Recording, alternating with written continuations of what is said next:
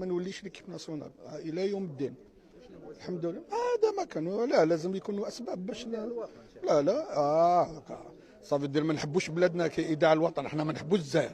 لا لا لا لا لا ماشي. كاين مراحل، كان الانسان يجوز في دي بيريود، وحنا رانا في لا بيريود الاخيره تاع لونطرينمون. اذا نخدموا انا خارجين برا باش بور ايفيتي القيل والقال عليه.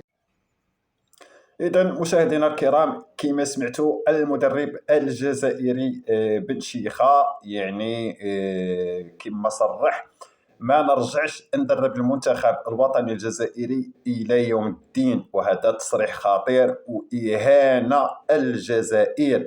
وحنا كنعرفوا بأن المدرب بن شيخة يعني سبق له توج بكأس الكونفدرالية الإفريقية وكأس السوبر الإفريقي، وعنده شعبية كبيرة لا في الجزائر مع المنتخبات الوطنية الجزائرية ولا مع المنتخبات الوطنية المغربية. يعني السيد ما عندنا ما غادي نقولوا فيه، يعني السيد محترم بمعنى الكلمة، ولهذا عنده شعبية كبيرة خاصة في المجال الكروي. وباش تجي وتقول هاد التصريح هذا بانني ما ندربش المنتخب الوطني الجزائري الى يوم الدين، الا هنا وكنعرفوا بان السيد عليه او دازت عليه ضغوطات من الكبرانات الجزائريين. يعني السيد كنعرفوه يعني محترم جدا، وكما قلت لكم عنده شعبيه كرويه يعني كبيره وكاع الناس كتحترمه.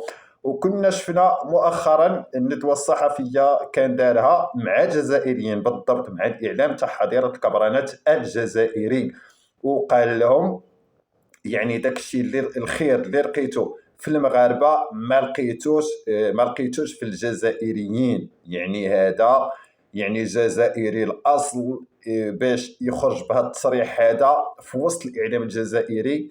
هنا كنعرفوا بان السيد صريح مع نفسه. وزاد كما سمعتوا ما ندربش المنتخب الوطني الجزائري الى يوم الدين. يعني السيد واكل الدقه وساكت، قال لهم اللهم نخرج على برا ونخدم كمدرب وما نخدمش في بلادي. هنا كنعرفوا بان حظيره الكبرانات يعني عاطيه الدق للشعب الجزائري، يعني ما راحماهمش. وهاد الناس هادو مثل هاد المدرب هذا الخلوق يعني كيحترموه كاع الناس. بحال هاد النوعيه نتاع هاد الاشخاص هذا يعني خص الواحد يتعامل معاهم باحترام ويشد فيهم بسنيه وبيديه وحتى برجليه.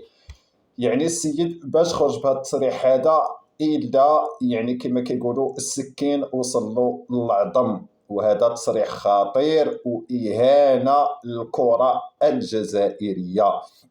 مشاهدينا الكرام، وصلنا على نهايه الفيديو. ما تنساوش تحفزونا بلي كومونتير والاشتراك بالقناه باش دائما يوصلكم الجديد، والى فيديو اخر ان شاء الله.